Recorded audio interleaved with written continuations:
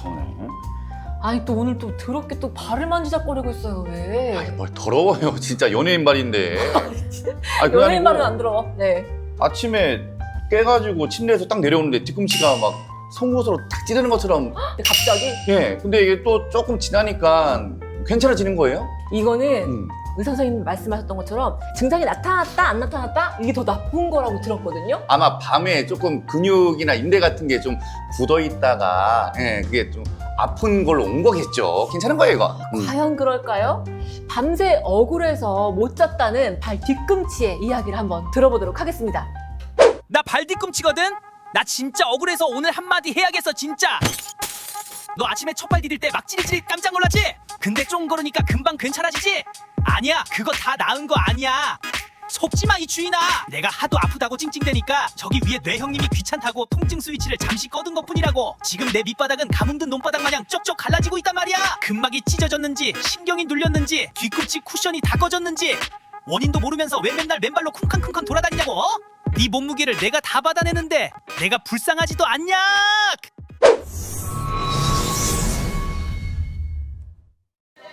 아우 진짜 화가 잔뜩 났네요. 뇌가 이 통증 스위치를 껐다고요? 그렇대요. 그럴 리가 있나요? 난 뇌한테 마취당한 거예요, 지금? 지금 마취당한 뇌를 빨리 풀어주실 분 모셔야겠습니다. 네. 자, 수원 나누리병원 관절센터 서재현 원장님 모시겠습니다. 어서 오세요. 어서 오세요. 안녕하세요. 너무 잘생기셨어요. 아유, 감사합니다. 예. 여기가 너무 아파서 제가 좀 죄송한데 여기가 이렇게 누르면 혹시 그러면 엄지발가락을 본인 손을 이렇게 위로 한번 올려보세요. 이렇게요? 그렇게 할 때는 어떤지. 좀 당기는 느낌이 좀 나는데. 당기는 느낌이 예, 들고 예. 아픈 부위가 그 당기는 위치랑 같을까요? 맞아요. 그러면 족저근막염일 확률이 높은 거죠. 족저근막염 많이 들어봤어요. 너무 많이 보셨을 거예요. 오래 걸리잖아요, 그거는. 오래 걸리죠, 낫는데. 왜냐면 오랫동안에 걸쳐서 발이 고생하면서 피로가 누적된 피로를 염증으로 해결을 하려고 그러는데 해결이 안 되고 그러다 보니까 오래 걸린 만큼 낫는데도 시간이 오래 걸리는 거죠. 이 통증의 원인이 있을까요? 원인은 이제 과사용과 회복 능력이 떨어지는 거. 이 두 개 사이의 밸런스인 거예요. 그러면 이제 회복력을 늘리는 쪽으로 갈 것이냐 아니면 사용량을 줄이는 쪽으로 갈 것이냐 치료 방향이 이렇게 되는 거죠. 사실 환자분들 중에 이런 분들이 많아요. 그냥 뒤꿈치가 아프거나 발바닥이 아프면 그냥 족저근막염이다. 또 족저근막염인 줄 알고 왔는데 맞아요? 를 이제 확인받으러 오신단 말이에요. 이미 근데 진단을 진단을 내려가지고. 하고. 근데 실제로는 아까 우리 처음에 뭐 얘기하시듯이 아침 첫 발이 아프다, 그리고 발을 이렇게 꺾었을 때 아프다, 아픈 부위가 딱 거기다, 그럼 이제 족저근막염일 확률이 높지만 어떻게 모든 통증이 하나로 설명이 되겠어요. 40대, 50대 일 한창 많이 하는 이 가장 남성분들, 이런 분들은 족저근막염일 확률이 높은 거고요. 약간 이제 가사노동 다 아기들 키우고 다 키우고 은퇴한 여성분들은 뒤꿈치 패드가 얇아지면서 생기는 지방 패드 증후군이라고 있어요. 그 지방 패드 증후군은 뒤꿈치를 받쳐줘야 되는 통통한 그 지방층이 얇아지는 거예요. 어르신들은 발바닥 만져보면 우리 엄마가 이렇게 됐나? 우리 할머니 이렇게 됐나? 이게 되게 얇아지고 피부가 양피지 같아지고 맞아요. 논바닥처럼 쫙쫙 갈라져 있고. 쫙쫙 갈라지고. 근데 그렇게 된 채로 디디면은 당연히 아프죠. 뒤꿈치가. 그걸 이제 지방 패드 증후군이라고 하고, 근데 또 그것만 있는 건 아니에요. 사실 뒤꿈치 통증에 또 영향을 주는 게 뒤꿈치로 가는 신경이 또 포착이라고 하거든요. 내려가는 신경이 근육 사이에 눌리고 그 염증이 생기면서 반복적으로 아프고 시리고 저림 증상이 생기는 그런 신경 질환도 있는 거죠. 그래서 뒤꿈치 통증이 족저근막염만 있는 건 아니다. 발은 굉장히 묻어나고 굉장히 강하게 태어났는데 그런 발이 통증을 반복적으로 보낸다.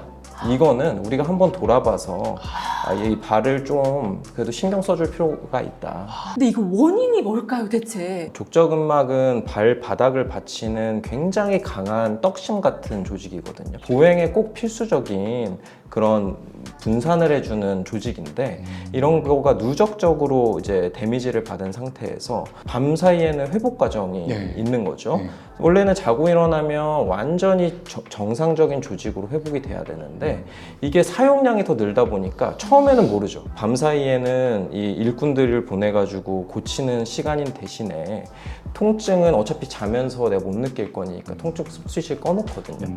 근데 아침 첫 발을 딱 디디려고 하는 순간에는 때는 통증 이제 안 느끼는 스위치는 꺼져 있는 상태인데, 그러니까 통증을 느끼는 상태인데 이 집 짚고 있던 부분이 딛다 보니까 통증을 확 느끼죠. 근데 또 쓰다 보면 내 몸에서 일단 난 돈 벌러 가야 돼, 그런 스위치가 다시 켜지면서 덜 아파지게 되는 건데, 이게 시간이 누적되다 보면 이제 오후에도 통증이 생기기 시작하고 일반 보행 시에도 통증이 시작되게 되고, 그때는 이제 만성 통증의 굴레에 빠지게 되는 거죠. 근데 이 만성 통증이 무서운 게, 통증을 너무 오랜 기간 느끼다 보면 우리 뇌에서 또 통증에 익숙해져요.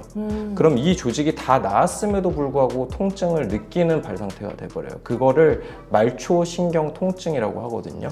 그러니까 말초신경 센서가 고장나는 거예요. 발끝에 있는 센서가. 족저근막염이 경험이 몇 번 있거든요. 네네. 이게 정확하게 뭘 제가 잘못해서 생기는 건지 궁금하거든요. 그게 이제 딱딱한 바닥에서 실내화 없이 걸어 다니시는 거.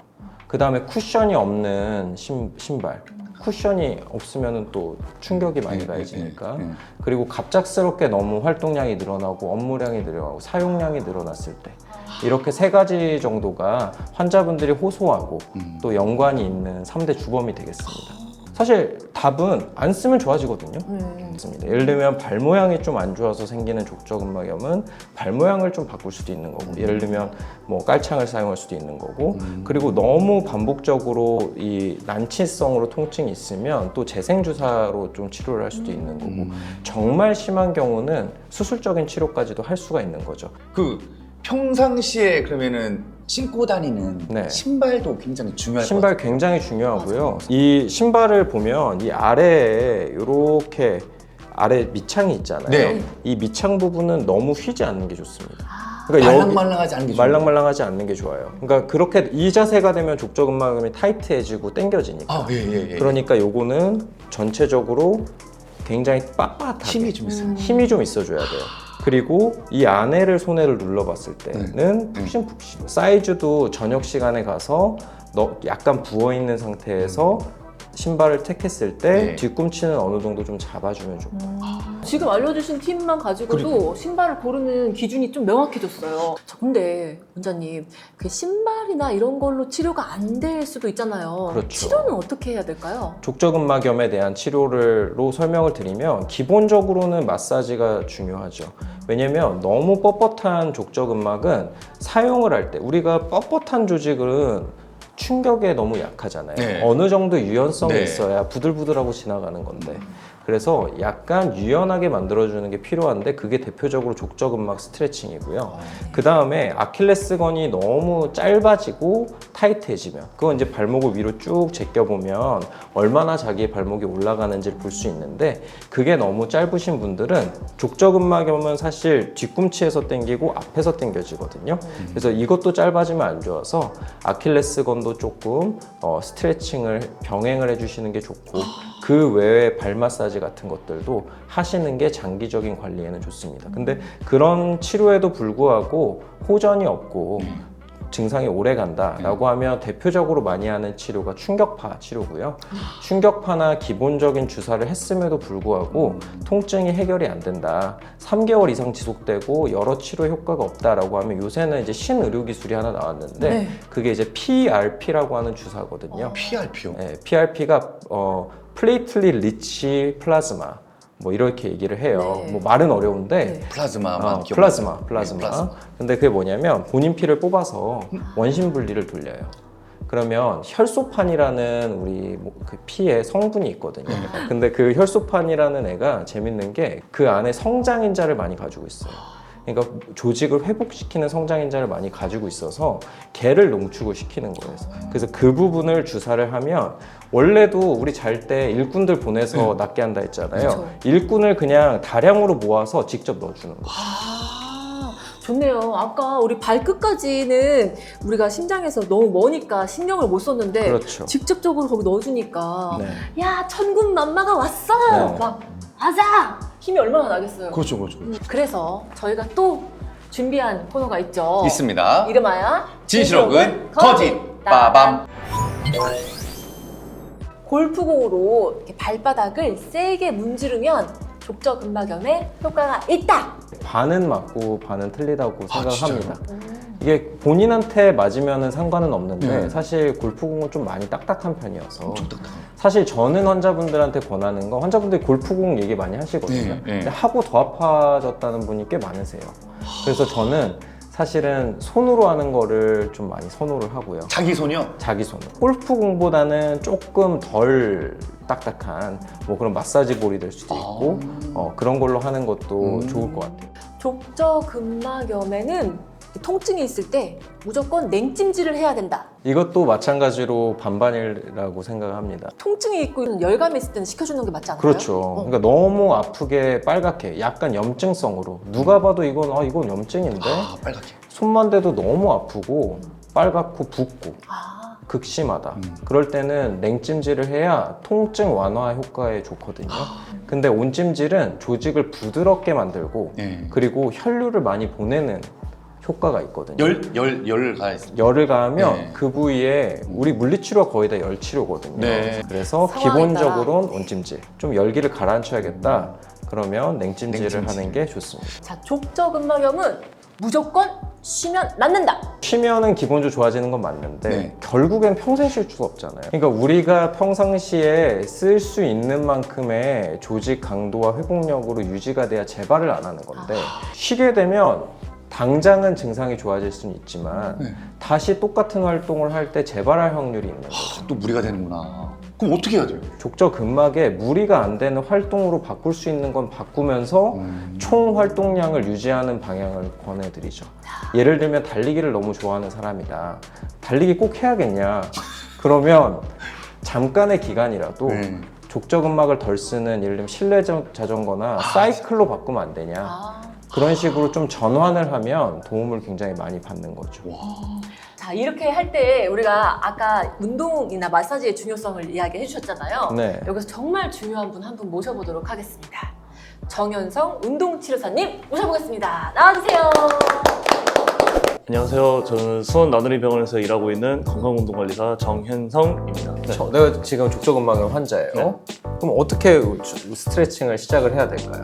먼저 침대에서 일어나시기 전에 네. 먼저 아픈 발에 발가락을 손으로 쭉 당겨서 발가락을 위로 손으로 쭉 네. 당기고 쭉 당겨서 족저근막을 미리 늘려주는 거. 늘려주고 이 상태에서 또 발목을 또 10번 정도 10번 정도 이렇게 쭉 둥글게 둥글게 돌리고 돌려주는 자, 그리고 이건 저 개인적인 꿀팁인데요.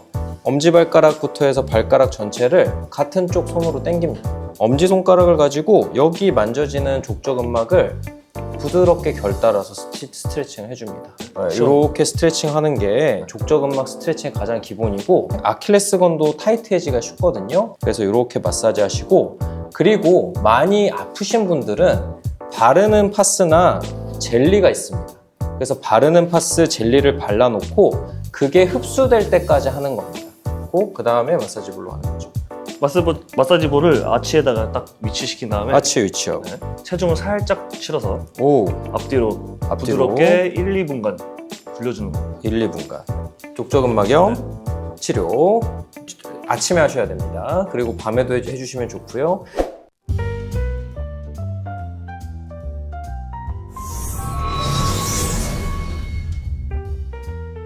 네, 이렇게 운동까지 알아봤는데요. 자, 소재현 원장님, 네. 시청자들을 위해서 오늘 마지막 한 줄 처방 부탁드립니다. 족저근막염이나 발 뒤꿈치의 찌릿함은 사실 굉장히 오랜 기간 동안 누적된 증상입니다. 방치하지 마시고 병을 키우지 마시고 꼭 병원에 오셔서 진찰 받으시고 정확한 진단, 정확한 치료를 하시길 바라겠습니다. 그래서 제가 환자분들한테 조금 추천을 드리고자 하는 게 이 뒤꿈치가 꼭 아프신 분들은 어쨌든 족저근막은 충격에 약한 거거든요. 너무 뻣뻣해진 상태에서 충격을 계속 받으면 안 좋기 때문에 방 안에서는 층간 소음을 위해서도 그렇고 뒤꿈치를 위해서도 그렇고 꼭 실내화를 착용하는 습관을 들이시는 거를 정말 추천을 드립니다. 슬리퍼의 소중함을 오늘 좀 깨달았어요. 저희 집에 슬리퍼가 쫙 깔려 있어요. 왜냐면은 제가 풋살하다 보니까 족저근막염이 종종 와가지고 슬리퍼를 신으니까 훨씬 낫더라고요. 그렇죠. 네. 여러분들도 꼭 슬리퍼 착용 간단하니까 하시면 좋을 것 같습니다. 자, 오늘 여기까지 마무리하도록 하고요. 자, 다음 시간에는 삐뚤어진 엄지발가락에 대한 이야기로 돌아오겠습니다. 자, 걱정은 나누고 건강은 누리고. 다음 시간에 만날게요.